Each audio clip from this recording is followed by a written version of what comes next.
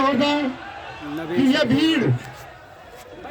भीड़ नहीं है, ये लाखों करोड़ों घरों के जज्बात हैं जो कुचल दिए गए।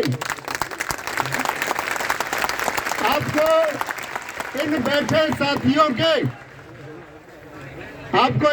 साथियों के शायद दिल का दर्द यहां आंखों में ना दिखाई दे, क्योंकि ये आंखें रात को जाग के पढ़ के सूख चुकी हैं। ऐसा हो सकता है कि आपको लगे, बहुत सारे लोग यहां आपको बहुत तरह की राय इंडिविजुअली एकल रूप से आपके कान में दे सकते हैं कि कुछ नहीं होगा। दोस्त, मैं हाथ उठाऊं तो आप सबके दोनों हाथ उठने चाहिए। री एग्जाम होगा, री एग्जाम होगा। और अगर एक छात्र शक्ति और उसके साथ में आपके साथी, आपके भाई, आपके सारे अध्यापक जिन्होंने आपकी तरह नींदें गंवाई हैं, जो सपना आपने देखा वो सपना हमने भी देखा कि हम इस प्रदेश में मेरिट में बच्चों को पहुंचाएंगे, जो अपने दम पे सिलेक्शन लेगा। और फ्री एजुकेशन यूट्यूब पर दी, वो इस बात के लिए नहीं दी कि चंद लोग 4 घंटे में पेपर पाके तुमसे बेहतर कर जाएं।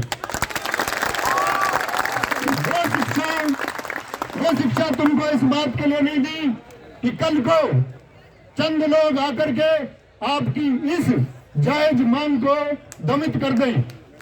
वो शिक्षा आप लोगों को इस बात के लिए नहीं दी कि आप एक व्यवस्था तक नहीं बना पाते। और कहने के बावजूद कुछ लोग खड़े हो जाते हैं। मैं फिर कहता हूं, ऐसे लोगों को आप अभी बाहर भेजने का प्रयास कीजिए। जो लोग खड़े हैं ये नहीं चाहते कि आपका री एग्जाम हो।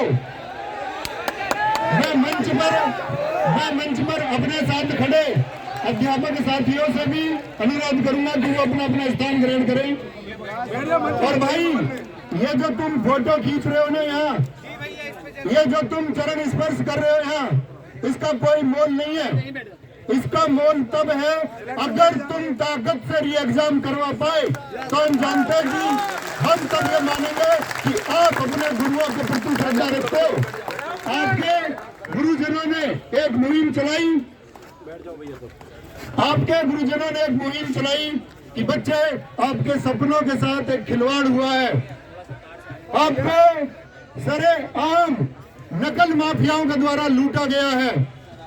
और क्या आप इतने कमजोर है कि एक सरेआम लूट अपने साथ हो जाने दोगे? बिल्कुल नहीं। अगर तुम एक सरेआम लूट अपने साथ हो जाने दोगे तो इस प्रदेश की व्यवस्था के लायक भी फिर आप नहीं है।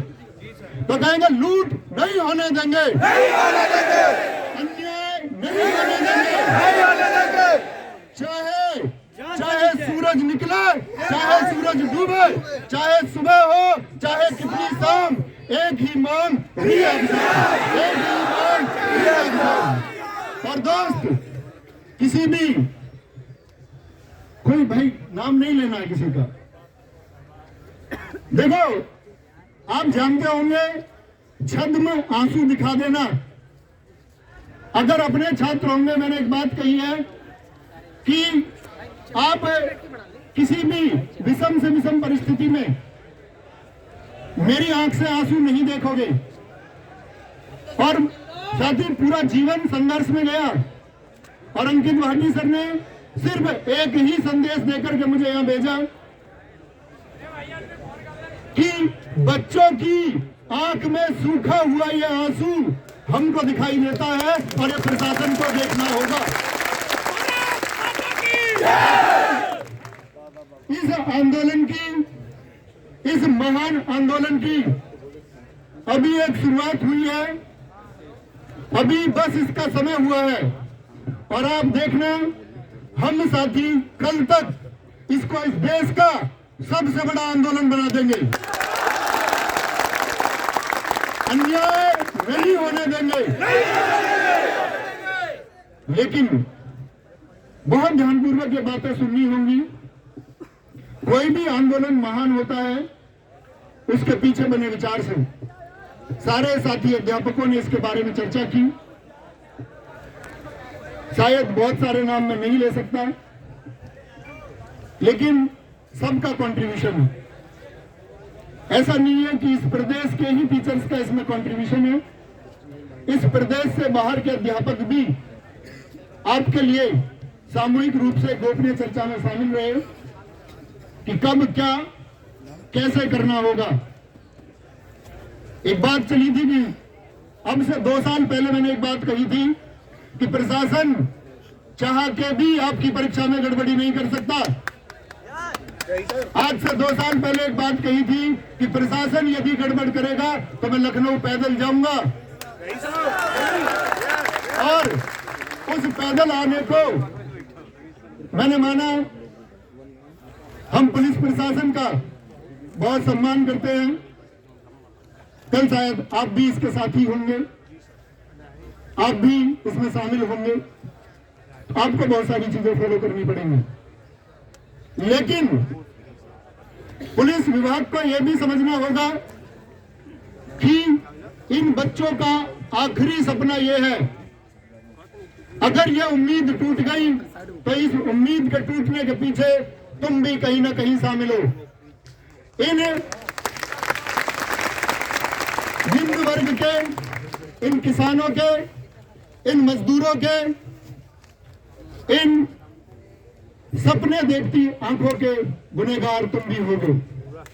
तो मैं पुलिस प्रशासन से भी उम्मीद करूंगा कि इन गरीब बच्चों के लिए आंतरिक संवेदनाएं रखी। माना आपको प्रशासन की बात सुननी होगी, लेकिन इनके लिए प्लीज थोड़ी सी संवेदनाएं, थोड़ी सी भावनाएं, जिनके सपनों को कुचला गया। क्योंकि आप सोचिए, जिस समय इस देश के किसी भी व्यक्ति, इस राज्य की किसी भी पुलिस ने वर्दी धारण की होगी तो एक मेहनत से वर्दी धारण की होगी, और उसके अंदर भावनाएं भी होंगी कि एक मेहनत का छात्र कितनी मेहनत करता है। और यदि भावनाएं नहीं है इन छात्रों को लेकर के, इन मासूम साथियों को लेकर के, प्रशासन के अंदर अगर थोड़ी भी संवेदना नहीं है, तो इसका मतलब होगा कि प्रशासन में भी इस धांधली की तरह शामिल हुए कुछ लोग उस समय तो प्रशासन से यह अपील है कि इन बच्चों के लिए आंतरिक भावनाएं बचा के रखें। क्योंकि आप सोचिए, इस प्रशासन में बैठा हुआ हर व्यक्ति सोचे, हर मंत्री सोचे, हर संतरी सोचे, हर एक पदाधिकारी सोचे कि अगर आपके सपने को कुचला जाता तो तुम्हें कैसा महसूस होता। इस छात्र को दोबारा परीक्षा देना ये अपने आप में एक दर्द की बात है, क्योंकि जिस हौसले से हम एक बार पढ़ते हैं, एक टारगेट के लिए पढ़ते हैं, और 45 दिन में हम इतने सारे विषयों की तैयारी कर जाते हैं, वो हौसला हम फिर से जुटाएं और फिर से खड़े हों, उसके लिए छात्र तैयार हो जाता है। छात्र के लिए ये बहुत कठिन, और मैं कहूँ एक हृदय विदारक बात है कि हमको इतनी मेहनत के साथ ये परीक्षा दोबारा देनी होगी, लेकिन हम देंगे। We want re-exam। हमारी एक ही मांग, तो साथी वंदे वंदे इंकलाब इंकलाब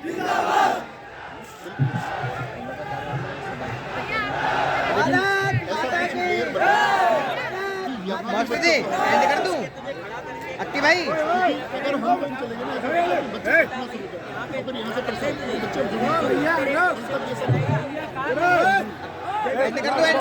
कर दूं कैसा जो हम समय और कोई आ भैया